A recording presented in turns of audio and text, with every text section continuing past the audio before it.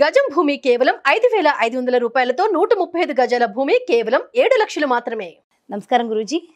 శ్రీమాత్రే నమః. గురూజీ, ఒక్కసారి ఆంధ్ర రాజకీయాల గురించి మాట్లాడుకుంటే అక్కడంతా మూడు ముక్కల ఆటలానే కనిపిస్తుంది. అయితే అటు వైఎస్ఆర్సీపీ పార్టీ అయినా, జనసేన పార్టీ అయినా, టీడీపీ అయినా, ఏ పార్టీ అయినా అసలు ఏది చేయడం వల్ల వాళ్ళు గెలిచే అవకాశం ఉంటుందంటారు? శ్రీ గురుభ్యో నమః. శ్రీమాత్రే నమః. ఇప్పుడు నేను ఈ మధ్యకాలంలో వేరే ఛానల్ వాళ్ళకి ఇంటర్వ్యూ ఇచ్చినప్పుడు నేను పవన్ కళ్యాణ్ గురించి ఒక విషయం చెప్పాను. చెప్పి వైఎస్ఆర్సీపీ శ్రేణులు మీరు పవన్ కళ్యాణ్ని తిట్టడం ఆపేయండి, ఆయన టార్గెట్ చేయకండి. ఎందుకోసం అంటే మిమ్మల్ని గెలిపించిన మహానుభావుడు ఆయన్ని, ఆయన లేకపోతే వైఎస్ఆర్సీపీ గవర్నమెంట్ వచ్చేది కాదు, ఇన్ని సీట్లు అయితే వచ్చేటివి కాదు, మెజారిటీ సీట్లు వచ్చేటివి కావు. ఎందుకోసం అంటే ఆయన ఓట్లు చీల్చాడు కాబట్టి మీరు గెలిచారు. ఇంకా ఆయన అట్లాగే ఉండాలి, ఆయన మళ్ళీ ఇట్లాగే పోటీ చేస్తే మళ్ళీ వైఎస్ఆర్సీపీ గవర్నమెంట్ వస్తుంది. కాబట్టి మీరు ఆయన తిట్టకండి, ఆయన పొగడండి. కావాలంటే పవన్ కళ్యాణ్ ఉంటేనే మీరు బాగుపడతారు. అయితే మీరు బాగుపడతారు, లేకపోతే టీడీపీ బాగుపడుతుంది. వైఎస్ఆర్సీపీ వ్యతిరేక ఓట్లు చీల్చారు పవన్ కళ్యాణ్ గారు. నిజంగా చెప్పాలంటే పవన్ కళ్యాణ్ వల్ల వైఎస్ఆర్ గారి కుటుంబం బాగుపడింది, పవన్ కళ్యాణ్ వల్లనే బాగుపడింది. ఆయనకి వీళ్ళు నిజంగా ఎంతో థ్యాంక్స్ చెప్పాలి, ఒక 100 కోట్లు ఇవ్వాలి వీళ్ళు. ఎందుకోసం అంటే అప్పట్లో కూడా చంద్రబాబు నాయుడు గారి యొక్క హయాంలో ఆయన మళ్ళీ ముఖ్యమంత్రి అవుతారనుకున్నారు చాలామంది. ముఖ్యమంత్రి అవుతారనుకున్న సమయంలో వైఎస్ఆర్ గారు ముఖ్యమంత్రి అయ్యారంటే కారణం ప్రజారాజ్యం పార్టీ. ప్రజారాజ్యం ఎన్ని ఓట్లు చీల్చింది, 18 ఎమ్మెల్యే సీట్లు, అది కాకుండా ఎన్నో ఓట్లు చీల్చినవి, ఎన్నో ఓట్లు వెళ్ళిపోయినాయి. టీడీపీ ఓట్లు మొత్తం చీలిపోయినాయి. చీలినందుకే అప్పట్లో వైఎస్ఆర్ రాజశేఖర రెడ్డి గారు గవర్నమెంట్ ఎస్టాబ్లిష్ చేయగలిగారు. తర్వాత ఏమైపోయింది, జనసేనలో కలిపేశారు. చిరంజీవి గారు నా వల్ల కాదు, మీ కుళ్ళు రాజకీయాలను దండం పెట్టి చిరంజీవి గారు వెళ్ళిపోయారు, ఆయన వదిలేశారు. ఆయన ఎందుకు జరిగింది ఇక్కడ వైఎస్ఆర్ గారు రాజశేఖర రెడ్డి గారు ముఖ్యమంత్రిగా రావడం గల కారణం ఎవరు? కొణిదెల ఫ్యామిలీ కదా. అప్పట్లో చిరంజీవి గారు వాళ్ళ నాన్నగారికి చిరంజీవి గారు హెల్ప్ చేశారు.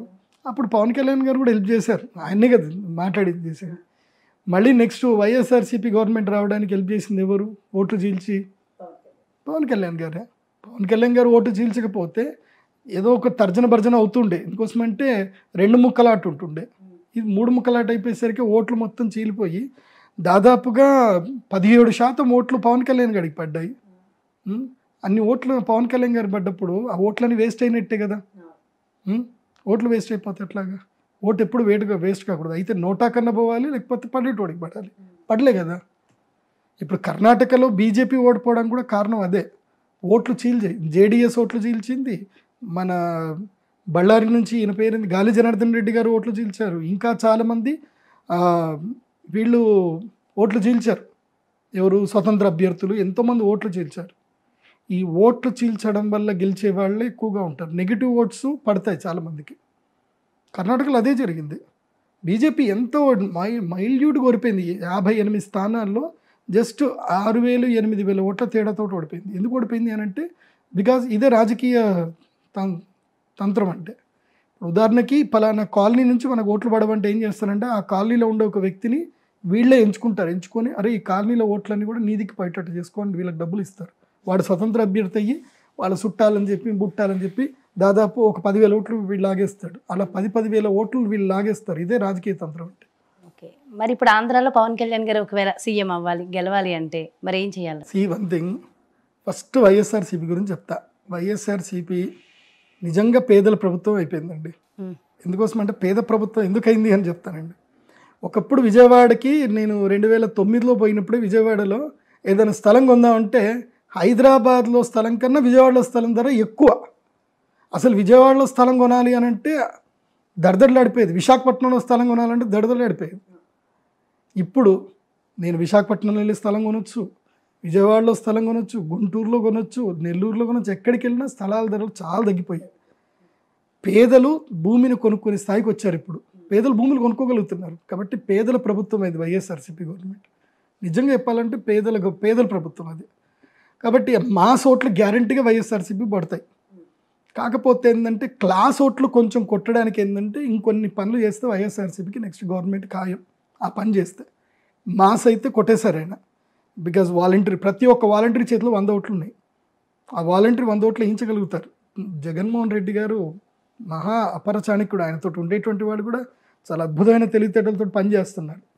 కాకపోతే ఏవో కొన్ని లూపోల్స్ ఉన్నాయి, అవి నేను చెప్పను, మీకే తెలుస్తాయి. అవి మీరు క్లియర్ చేస్తే సరిపోతుంది. ఆ రోడ్లు గీట్లో ఏమో ఉన్నాయి కదా, కొన్ని ప్రాజెక్ట్ చేయలేదని చాలామంది ఏదో అంటున్నారు. కానీ పేదల ప్రభుత్వం అయితే ఒప్పుకుంటా. ఎందుకోసం అంటే మొన్న విజయవాడ వెళ్తే నాకు 3500కి స్క్వేర్ ఫీట్ చెప్తున్నారు ఫ్లాట్. కొనుక్కోండి గురుగారు 3500 స్క్వేర్ ఫీట్ అని. 2012లో అప్పుడు అడిగితే 6000 రూపాయలు స్క్వేర్ ఫీట్ అన్నారు ఫ్లాట్లు. అక్కడ 6000 రూపాయలు స్క్వేర్ ఫీట్ ఉంటుండే విజయవాడలో. 5000 6000. ఇది హైదరాబాద్లో 3000 ఉన్నప్పుడు అక్కడ 5000 6000 ఉంటుండే స్క్వేర్ ఫీట్కి అపార్ట్మెంట్లు. ఇప్పుడు 3500 స్క్వేర్ ఫీటు 4000 స్క్వేర్ ఫీట్కి అమ్ముతున్నారు. అంటే జగన్ ప్రభుత్వం మేలు చేసినట్టే కదా. పేదవాడికైతే ఆస్తులు కొనుక్కోవడానికి, మిడిల్ క్లాస్ వాళ్ళకైతే మేలు చేసినట్టే, నాకైతే అది అనిపిస్తుంది. సో నేను పాజిటివ్గా చెప్తాను, నాకు నెగిటివ్స్ అనవసరం. నెక్స్ట్, కాబట్టి జగన్మోహన్ రెడ్డి గారు ప్రభుత్వం రావాలంటే ఈ పని చేస్తే అయితే అవుతుంది. నెక్స్ట్, పవన్ కళ్యాణ్ గారు కనుక ఒకవేళ కనుక ముఖ్యమంత్రి అవ్వాలన్న కోరిక ఆయనకు ఉంటే, ఆయన పూర్తిగా బీజేపీకి ఇదైపోయి, నేను లాస్ట్ టైం కూడా ఇదే చెప్పాను, ఇప్పుడు కూడా అదే చెప్తున్నాను, ఆయనకి వ్యక్తిగత రాజయోగం లేదు. పవన్ కళ్యాణ్ గారికి చాలా మహాద్భుతమైన వ్యక్తి, మంచి ఆలోచనలు ఉన్నాయి, అన్నీ ఉన్నాయి. కానీ రాజకీయానికి అవి సరిపోవు. రాజకీయానికి ఇంకో బలం కావాలి. ఆ బలమే అర్థబలము, అంగబలము, ఇంకా ఉంటాయి, చాలా ఉంటాయి. అవన్నీ మన మీడియాతో చెప్పలేము. అవన్నీ రావాలి అని అంటే పవన్ కళ్యాణ్ గారికి ఆ శక్తి సరిపోదు. ఎస్, చరిష్మా ఉంది. పవన్ కళ్యాణ్ అంటే క్రేజ్, ప్రేమ, అతను అద్భుతమైన వ్యక్తి. కానీ రాజకీయంలో నువ్వు వ్యక్తిత్వంగా అద్భుతమైన వ్యక్తి ఉంటే సరిపోదు. మంత్రాంగం తెలిసి ఉండాలి. తర్వాత ఎవరిని ఎక్కడ ఏది చేయాలో అదంతా కూడా తెలిసి ఉండాలి. అది తెలిసిన వ్యక్తులు నీ దగ్గర లేరు. ఇప్పటికీ తెలుస్తూనే ఉంది. అండ్ మాటల్లో స్పష్టత ఉండాలి. నువ్వు ఇచ్చే హామీలు ఏవైతే ఉన్నాయో స్పష్టత ఉండాలి. ఇప్పుడు ఉదాహరణకి కాంగ్రెస్ ప్రభుత్వము అక్కడ కేవలం ఈ 5 మాటలు, కరెంటు బిల్లు లేదు, కరెంటు బిల్లు ఇదే ఎక్కిచ్చారు వాళ్ళకి. 200 యూనిట్లు, 50 యూనిట్లు అనుకుంటా, ఇన్ని యూనిట్ల లోపు ఉన్న వాళ్ళకి కరెంటు బిల్లు లేదు, ఫ్రీ, ఆడవాళ్ళకి బస్సు ఫ్రీ అన్నీ ఫ్రీ. ఇవి 5టిని పదే చెప్తున్నారు. జనాలకి ఏంటంటే కొంచెము జ్ఞాపక శక్తి తక్కువ ప్రజలకి. వాళ్ళకి చెప్పాలి. వైఎస్ఆర్సీపీ రావడం కారణం ఏంటంటే నవరత్నాలు అని చెప్తా ఉన్నారు. అయిపోయి రత్నాలు దొడిగిచ్చేశారు అందరికీ. కాబట్టి నీ క్లారిటీ ఏంది, నీ మాటలో ఒక స్పష్టత కావాలి. నేను అప్పుడు చెప్పాను, విద్యా వైద్యం ఉచితం, దీన్ని కరెక్ట్గా అనౌన్స్ చేయండి అని. ఇదొక్క స్లోగన్ పట్టుకొని వెళ్తే పవన్ కళ్యాణ్, విద్యా వైద్యం ఉచితం, మొత్తం ఆంధ్రప్రదేశ్ మొత్తం విద్యా వైద్యం ఉచితం, మీరే హాస్పిటల్కి డబ్బులు కట్టాల్సిన అవసరం లేదు, విద్యా వైద్యం ఉచితం, మొత్తం మేమే కడతాం. ఇది ఒక్క దాని మీద వెళ్ళమని చెప్పండి, ఎందుకు రారు నేను చెప్తాను. కానీ ఆ జనసేన స్టార్ట్ చేసిన టైంకి, జనసేన పేరుకి, ఆ అక్షరానికి అయితే కనుక బలం లేదు. ఆ వారాహికి కూడా బలం ఉంది లేదు అని కూడా వస్తుంది. లేదు, నేను చెప్పేది ఏంటంటే పవన్ కళ్యాణ్ గారు పూర్తిగా బీజేపీకి సరెండర్ అయిపోయి ఆంధ్రప్రదేశ్ రాష్ట్ర బీజేపీ అధ్యక్షుడు అయ్యారే అనుకోండి. పూర్తిగా బీజేపీ ఇతనికి సెంట్రల్లో ఎప్పుడు బీజేపీ ఉంటుంది కాబట్టి ఇతనికి బీజేపీ బలం ఉంటుంది. అప్పుడు ఈ బలం చూసుకొని జనాలు ఓట్లు వేస్తారు. బీజేపీ సెంటిమెంట్ ఉండే ప్రజలు ఉంటారు. వీళ్ళు ఆల్మోస్ట్ 4 కోట్ల మంది ఆంధ్ర ప్రజల్లో 5 కోట్ల మంది ఆంధ్రప్రదేశ్ ప్రజలు, 5 కోట్ల 7 కోట్ల అనుకుంటా, ఎంతమంది ఆంధ్రప్రదేశ్ ప్రజల్లో మొత్తం కూడా ఎక్కడ పోయినా సరే బీజేపీ ఓటు 20% కన్ఫర్మ్ ఉంటుంది. ఎందుకోసం అంటే బీజేపీ కళ్ళు మూసుకొని ఓట్లు వేసే వాళ్ళు ఉంటారు బీజేపీకి. ఆ 20% పట్టుకుందాం. పవన్ కళ్యాణ్ మీద ప్రేమతోటి ఒక 15% అనుకుందాం, 35% ఓట్లు చాలు. నీ యొక్క పథకాలు నమ్మి వచ్చేటువంటి ఒక మాస్ ఓట్లు ఒక 10%. కథం విన్ను నీ చేతిలోనే. కాకపోతే ఈ జనసేన అని పెట్టుకొని వెళ్తే మాత్రం పబ్లిక్ ఓటు వేయరు. నీవేంటిది ఏం కథ అని వెళ్తారు. సో ఎట్లాగైతే కనుక తమిళనాడులో విజయకాంత్ అని చెప్పి ఒక హీరో, ఆయన పార్టీ పెట్టాడు. ఇప్పటికీ ఆయన ఒక మంత్రిగా కాలేకపోయాడు. తన కెరియర్ అంతా స్పాయిల్ చేసుకున్నాడు. సినిమా కెరియర్ పోయింది. ఇప్పటికీ ఆయన రాజకీయంలో ఉన్నారు కానీ తూతూ మంత్రం అంతే. సో ఆయన ఒక అద్భుతమైన నాయకుడిగా కాలేకపోయాడు. ఎందుకు కాలేకపోయాడు అని అంటే ఆయనకి పట్టాల్సిన చోట్ల పెట్టాల్సిన చోట్ల పెట్టలేదు. ఇప్పుడు ఆ రోజులు పోయాయి. కాబట్టి ఒకవేళ కనుక పవన్ కళ్యాణ్ రానంటే ఇప్పటికి కూడా పవన్ కళ్యాణ్ ఛాన్స్ ఉంది. పూర్తిగా బీజేపీతో వెళ్ళిపోతే బీజేపీకి ఇప్పుడు ఎక్కడైనా గుర్తుపెట్టుకోండి, ఒక రాజుకి ఇప్పుడు బీజేపీ కేంద్రంలో ఉంది, ఎక్కడైతే కనుక నేరుగా పోటీ చేయనప్పుడు ఏం చేస్తారంటే వాళ్ళ సామంతుల్ని పెట్టుకుంటారు. ఓకే, ఆ సామంతులను పెట్టుకొని పోటీ చేస్తారు. ఇప్పుడు ఐదర్ చంద్రబాబు నాయుడుకైనా బీజేపీ సపోర్ట్ చేయాలి, లేదంటే జగన్మోహన్ రెడ్డి గారికైనా సపోర్ట్ చేయాలి, వైఎస్ఆర్సీపీకైనా టీడీపీకైనా సెంట్రల్లో ఏ పార్టీ ఉన్నా బీజేపీ సపోర్ట్ చేసుకోవాలి. ఎందుకోసమంటే ఏదో ఒక ముఖం కావాలి, కాంగ్రెస్కైనా ఒక ముఖం కావాలి, బీజేపీకైనా ఒక ముఖం కావాలి. సో ఒక ముఖం కావాలి అన్నప్పుడు ఈ ఇద్దరు ముఖం కాదు అని జనానికి అనిపించినప్పుడు నువ్వు ముఖం అవ్వడానికి నువ్వు డైరెక్ట్ ఎంటర్ అయితే అయిపోతుంది కదా. కనీసం అప్పుడు నీకు 12 సీట్లైనా పక్కా వస్తాయి. ఇప్పుడు 12 సీట్లు వస్తాయి, నెక్స్ట్ పెరుగుతాయి, నీకు కన్ఫామ్గా రాజ్యసభ అయితే వస్తుంది కదా. రాజ్యసభ త్రూ నేను కేంద్ర మంత్రి చేయొచ్చు కదా. నెక్స్ట్ టైం అయితే ఎట్లన్నా బీజేపీ వస్తుంది. బీజేపీ వచ్చినప్పుడు నువ్వు బీజేపీ పూర్తిగా నువ్వు ఉన్నప్పుడు బీజేపీలో ఉన్న వాళ్ళు కూడా ఏమన్నారు, ఎందుకోసమంటే ఆయనకి ఎందుకు రాజ్యసభ ఇస్తున్నారు, ఇతను పార్టీ అధ్యక్షుడు, ఆంధ్రప్రదేశ్కి మొత్తం పార్టీ అధ్యక్షుడు అయ్యాడు కాబట్టి ఇతనికి నేను రాజ్యసభ సభ్యత్వం ఇస్తాను. రాజ్యసభ సభ్యత్వం డైరెక్ట్గా ఇచ్చి కేంద్ర మంత్రి పదవి ఇస్తే ఒక ముఖ్యమంత్రికి ఎంత శక్తి ఉంటుందో కేంద్ర మంత్రికి కూడా అంతే శక్తి ఉంటుంది. అప్పుడు పవన్ కళ్యాణ్ కేంద్ర మంత్రి అయితే ఎట్లుంటుంది? ఇది మంత్రాంగం, ఇది చేయొచ్చు. పవన్ కళ్యాణ్కి కేంద్ర మంత్రి యోగం ఉంది, కానీ ఇది మంత్రాంగం చేయాలి. నేను ఇండివిజువల్గా పోతానంటే మళ్ళీ వైఎస్ఆర్సీపీని తానే బలంగా కష్టపడి వెనకబెట్టి, ఇప్పుడు ఉదాహరణకి కారు నెట్టుతారు చూడు, అట్లా ఈ ఫ్యాన్ ఈయన కట్టబెట్టి దింపినట్టు అనమాట పవన్ కళ్యాణ్. సో జనసేన కట్టబెట్టి ఫ్యాన్ తిప్పుతున్నట్టు తప్ప ఇంకేం లేదు. లేదంటే జనసేన జెండా వేసుకొని సైకిల్ దూసినట్టు, అంతకు మించి పెద్ద తేడా ఏం ఉండదు. మరి చంద్రబాబు నాయుడు గారు అయినా ఈసారి సీఎం అవ్వాలంటే మరి ఆయన ఏం చేయాలంట? ఒకటి, చంద్రబాబు నాయుడు గారి జాతకంలో ఇది చిట్ట చివరి ఎలక్షన్స్. ఆయన ఇప్పుడు సీఎం అయితేనే సీఎం, ఇంకా కాకపోతే మళ్ళీ సీఎం కాలేరు. ఓకే, నెక్స్ట్ సీన్లోకి ఇంకో వ్యక్తి దిగుతారు, ఆయన ఎవరో తర్వాత చెప్తాను, ఎలక్షన్ తర్వాత చెప్తాను. ఓకే, అంటే టీడీపీ నుంచి ఒక మహాద్భుతమైన వ్యక్తి వస్తాడు. టీడీపీ మొత్తం ఇట్లా పడిపోతున్నప్పుడు ఆయన వచ్చి లేపుతాడు అనమాట. బాహుబలి సినిమాలో ఇట్లాగైతే పట్టుకొని ఆ విగ్రహం నిలబెట్టినట్టు. జూనియర్ ఎన్టీఆర్ అంటారా అనే వార్తలు కూడా ఎక్కువగానే వస్తున్నాయి కదా బయట నుంచి. మరి జాతకం ఆయన నా పేరు చెప్పొద్దని చెప్పాడు నాకు, అందుకోసమని ఆయన పేరు నేను చెప్పాను. నేను మీరు అనుకోండి, మీరు ఎవరైనా అనుకోండి, ఆ వ్యక్తి పేరు మాత్రం అంతే ఉంటుందిలేండి, ఇంకెవరు ఉంటారు. సో ఇప్పుడు తెలుగుదేశం పార్టీ గెలవాలి అని అంటే చేయాల్సింది పవన్ కళ్యాణ్ గారిని క్వైట్ చేసుకోవాలి, 4 మంత్రి పదవులు ఇవ్వాలి. 4 మంత్రి ఇప్పుడు ఎట్లాగైతే కనుక ఆంధ్రప్రదేశ్ ఇది కర్ణాటకలో ఏం జరిగింది, ఆయన పేరేంది, డికే శివకుమార్ గారికి మంత్రి పదవులు డిప్యూటీ సీఎం ఇస్తా అంటేనే ఆయన వీళ్ళు కలిసారు, సిద్ధరామయ్య డిప్యూటీ, లేకపోతే వాళ్ళిద్దరు విడిపోయి ఉంటే మళ్ళీ బీజేపీ వచ్చింది. వాళ్ళిద్దరూ ఒక ఒప్పందం చేసుకున్నారు కాబట్టి వచ్చింది, అది కూడా వర్గ రాజకీయమే. వీళ్ళిద్దరు కూడా ఒక ఒప్పందంకి రావాలి. 4 మినిస్ట్రీ సీట్స్ పవన్ కళ్యాణ్ గారికి డిప్యూటీ సీఎం. మరి అయితే పవన్ కళ్యాణ్ గారు అటు బీజేపీతో కలవాలా, ఇటు టీడీపీతో కలవాలంటారా? ఇద్దరితోని కలవాలంటారా? రాజకీయం అంటేనే అవకాశవాది. రాజకీయం అర్థం ఏంటి తెలుసా? నీకు ఎక్కడ పదవి వస్తే ఆ పని చేయాలి. రాజకీయం యొక్క అర్థం అది. పదవి లేని రాజకీయ నాయకుడు ఇంకా ఉంటుందండి, అన్ని సమాజం చెప్పకూడదు అట్లా. సో అది సమానం అవుతుంది అనమాట. కాబట్టి పదవి ఉంటేనే విలువ, పదవి లేకపోతే విలువ లేదు, అంతే.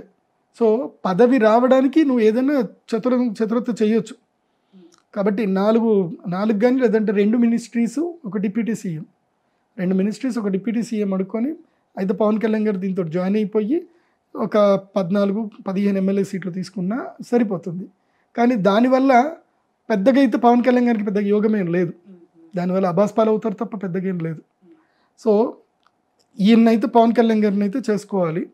కానీ చంద్రబాబు నాయుడు గారి జాతక ప్రకారం మాత్రం, అంటే నేను వైఎస్ఆర్సీపీ వారికి ఎవరెవరు ఏమేమి యాగాలు చేస్తున్నారో అది మొత్తం నాకు తెలుసు. కాబట్టి అలాంటి యాగాల నుంచి శక్తి ఎదుర్కోవాలి అని అంటే చంద్రబాబు నాయుడు గారికి ఉన్న అంగబలము, అర్థబలము, బుద్ధిబలం సరిపోదు, దైవబలం కంపల్సరీ కావాలి. ఆ దైవబలం రావాలి అని అంటే ఒక మహాద్భుతమైన యాగం ఉంటుంది. ఆ యాగము చేస్తేనే ఆయన గెలవగలుగుతారు. ఏది ఈ పవన్ కళ్యాణ్ ఓటు చీల్చడం కానీ వైఎస్ఆర్సీపీ ఏమైనా కానీ అన్నిటినీ ఎదుర్కొని గెలవాలి అని అంటే దైవ బలం కావాలి. అయితే జగన్మోహన్ రెడ్డి గారు ఆంధ్రాలో చర్చిలు కూడా బాగా డెవలప్ చేశారు అనేసి కూడా ఒక బాగా వస్తుంది, నిజంగా కూడా అనేసి అంటున్నారు. మరి అలాంటి ఆయన మరి హిందూ ధర్మం ఈ మంత్రాలు, పూజలు, హోమాలు నిజంగా చేస్తున్నారని అనుకోవాలంటారా? కర్ణాటక నుంచి వేరే రాష్ట్రాల నుంచి ఎలక్షన్ జరిగినప్పుడు నా దగ్గరికి చాలామంది వచ్చారు. ఎందుకోసమంటే నాకు అంత పరిచయం లేదు కాబట్టి. వచ్చి గురూజీ మేము గెలవడానికి మాకు పూజలు చేయించండి అని అడిగారు. అడిగితే మీ లక్ష్యం ఏంటిది, హిందూ ధర్మం పట్ల మీ లక్ష్యం ఏంటిదని నేను అడిగితే ఓ చల్తాయి గురూజీ ఓ అవుతాయి ఏ అవుతాయి అని అన్నారు. చల్ మేము సోచ్కే బతాతాము అన్న. అంటే నేను ఆలోచించి చెప్తా అన్న. నేను వాళ్ళ ఫోన్ తర్వాత లిఫ్ట్ చేయలేదు. నా దగ్గరికి స్ట్రేట్గా 25 లక్షల క్యాష్ పెట్టిన వాళ్ళు ఉన్నారు, ₹1,00,00,000 క్యాష్ పెట్టిన వాళ్ళు కూడా ఉన్నారు. మీరు పెద్ద యాగం చేయండి మేము చేస్తామని చెప్పి మేము గెలవాలి అని చెప్పి నేను రిజెక్ట్ చేశాను. ఎందుకోసం అంటే ధర్మం పట్ల మీ యొక్క ఆలోచన ఏంటి, మీరు సనాతన ధర్మానికి కానీ మనుషులకు మీరు ఏం చేయాలనుకుంటున్నారు. ఎందుకోసం అంటే మీరు చెడ్డ పని చేసేదానికి నేను శక్తి మీకు ఇచ్చాను అనుకోండి, మీరు చేసే చెడ్డ పనికి శక్తి ఇస్తే రేపు నాకు అది కీడు కొడుతుంది. రేపు వాళ్ళందరి యొక్క ఆర్తనాదాలు దానికి ముఖ్య కారణం నేను కూడా అవుతా. కాబట్టి నేను చెయ్యను అని చెప్పాను. అందుకోసం మోస్ట్లీ నేను పొలిటీషియన్స్కి ఎవరికి నేను అపాయింట్మెంట్ ఇవ్వను. నేను అపాయింట్మెంట్ ఇచ్చేటప్పుడు వాళ్ళకి కొన్ని రిస్ట్రిక్షన్స్ కొన్ని చెప్తాను, టర్మ్స్ అండ్ కండిషన్ చెప్తాను, అవి ఉంటేనే ఇస్తాను, లేకపోతే ఇవ్వనని చెప్తాను. అయితే శక్తి దుర్వినియోగం చేసుకోవచ్చు కూడా. ఆయన చెడు చేస్తున్నాడని మాత్రం నేను అనను. కాకపోతే ఏంటంటే వాళ్ళ వ్యక్తిగత ఇష్టం. ఇప్పుడు దైవశక్తి ఏంటంటే అగ్ని, ఇట్స్ అ ఫైర్ అనమాట. అది ఎవరికైనా ఉపయోగించవచ్చు. ఓకే, సో దాన్ని నమ్మి ఆయన వెళ్తున్నారు కాబట్టి అలా కూడా అవ్వచ్చు అంతే. కాకపోతే ఇప్పుడు ఉదాహరణకు స్వరూపానంద సరస్వతి స్వామి వారు ఉన్నారు, ఆయన చేయించారు. కానీ ఇప్పుడు ఆయన డైరెక్ట్గా జగన్మోహన్ రెడ్డి గారిని అడగగలుగుతారా, అంత శక్తి ఉంది ఆయనకి అని అంటే లేదు. పొద్దున్నే ఒక మాట సాయంత్రం ఇంకో మాట అని భయపడిపోయారు ఆయన. ఏది సింహాచల దేవస్థానం గురించి పొద్దున్నే ఒక మాట అన్నారు, మళ్ళీ సాయంత్రానికి నేను అలా అనలేదు ఇలా అన్నాను అని చెప్పేసి అన్నారు. ధైర్యం లేదు ఆయనకి, ప్రభుత్వాన్ని అడిగే ధైర్యం లేదు. ఎందుకోసం అంటే ఒకానొక సందర్భంలో ఇందిరాగాంధీ యొక్క ప్రభుత్వం నిలబెట్టడానికి సాధు సంతువులు హెల్ప్ చేశారు. కానీ అదే సాధు సంతువుల్ని ఢిల్లీ రోడ్లలో నిలువుగా చీల్చి చంపేశారు. ఆవులని సాధు సంతువులతోటి ధర్నాకు వస్తే వాళ్ళని చంపేశారు, నిలువుగా కాల్చి కోసి చంపేశారు. వాళ్ళు జరిగింది, ఇందిరాగాంధీ గారి ప్రభుత్వంలో జరిగింది. సో సాధు సంతువులు ధర్మ మార్గంలో ఉండేవాళ్ళు, మంత్రశక్తి బలం ఉన్నటువంటి వాళ్ళు రాజకీయాలకి దూరంగా ఉండాలి. ఇది నా అభిప్రాయం. రాజకీయంలో దగ్గరగా ఉండేది ఉంటే ఒక నిర్ణీతమైనటువంటి క్లారిటీ, ఒక క్లారిఫికేషన్ తీసుకొని ధర్మానికి పట్ల క్లారిఫికేషన్ తీసుకొని రాజుకు సపోర్ట్ చేయాలి. డబ్బు కోసం అని చెప్పి ఎట్టి పరిస్థితుల్లో రాజకీయ నాయకులకు యాగాలు చేయకూడదు, డబ్బు కోసమే చేయకూడదు. ఇప్పుడు అట్లాంటి ఈ పార్టీకి నేను ఒక 4-5 ఇండ్లు కట్టేసుకోండి, నాకు ₹1,00,00,000 ఇస్తామని వచ్చారు. మీరు పెద్ద యాగం చేయండి, ఆల్రెడీ మీరు చేశారు కదా, మీరు ఎక్స్పర్ట్ కదా, శ్రీచక్రం వేయడంలో ఎక్స్పర్ట్ కదా, మా ప్రభుత్వం రావడానికి చేయండి అని అంటే నేను చేతులు మొత్తి నమస్కరించి నేను చేయలేనండి, నన్ను క్షమించండి, మీ ప్రభుత్వ విధి విధానాలు మీ పార్టీ విధి విధానాలు నాకు నచ్చవు కాబట్టి నేను చెయ్యను, మీరు కావాలంటే వేరెవరితో నేను చెప్పేసి నాకు డబ్బు అక్కర్లేదు, నా డబ్బు నాకు అక్కర్లేదు. నాకు భగవంతుడు తిన్నాక తిండి ఇల్లు ఇచ్చాడు, నా దేశాన్ని కాపాడుకునే శక్తి నాకు ఇచ్చాడు. నా దేశాన్ని నేను ఎట్లా కాపాడుకోవాలో నేను కాపాడుకుంటాను. దేశాన్ని ధర్మాన్ని కాపాడుకుంటేనే రేపు నా ముందు తరాలకు నేనేమైనా ఇవ్వగలుగుతాను. దేశాన్ని ధర్మాన్ని కాపాడుకోలేనప్పుడు నేను నా ముందు తరాలకు ఏమి ఇవ్వలేను. నేనేమి ఇవ్వలేకపోవచ్చు, నేనేం చేయలేకపోవచ్చు, కానీ దేశాన్ని ధర్మాన్ని నాశనం చేసే వాళ్ళకి మాత్రం నేను సపోర్ట్ చేయకూడదు. వాళ్ళకి నేను సపోర్ట్ అయితే చేయను, వాళ్ళని నేను ఆపలేకపోవచ్చేమో కానీ సపోర్ట్ అయితే చేయను.